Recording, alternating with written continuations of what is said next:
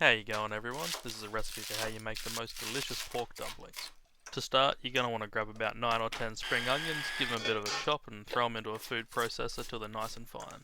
Then do the same with approximately 250 grams of water chestnuts. In a separate bowl, you're going to want to throw in 2 tablespoons of salt, 1 tablespoon of sesame oil, 2 tablespoons of chicken stock powder, 2 teaspoons of sugar, 1 tablespoon of light soy sauce, 2 eggs, 1 tablespoon of cooking wine, 2 teaspoons of dark soy sauce, 2 teaspoons of wonton soup mix, 1 tablespoon of dumpling sauce, 1 teaspoon of fish sauce, and you don't need to, but if you can get your hands on it, throw in a little pinch of that sweet flavour enhancer 621, also known as MSG.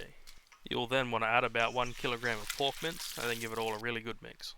To assemble your dumplings, lay out your wonton wrappers, put a small spoonful of your dumpling mixture into the centre and wet the edge with a little bit of water. Folding the dumpling by hand is quite easy, just fold them in half and then create several pleats along the edge, making sure to press down firmly as you go. Another option is to use these dumpling presses. I found mine online, but you can get them from Kmart for a couple dollars. I used the larger of the two that came with my set, but the size of the dumpling press you use will depend on the size of your dumpling wrappers. Overall, I think that the dumpling press works a little bit better than doing it by hand, mainly because it's a little bit more efficient. You can push out more dumplings in a shorter amount of time. This recipe made exactly 140 dumplings, so a lot of them ended up going into the freezer. My method for freezing the dumplings is to lay them out on parchment-lined baking trays, making sure that they're not touching so they don't stick together. Once entirely frozen, you can take them off the baking trays and throw them into a Ziploc bag to store in the freezer.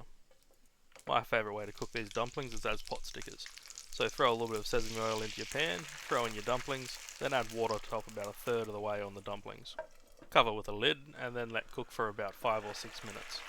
Once the dumplings are cooked all the way through, take the lid off and allow the liquid in the bottom of the pan to reduce. Cook until you get a nice crispy golden base to each dumpling.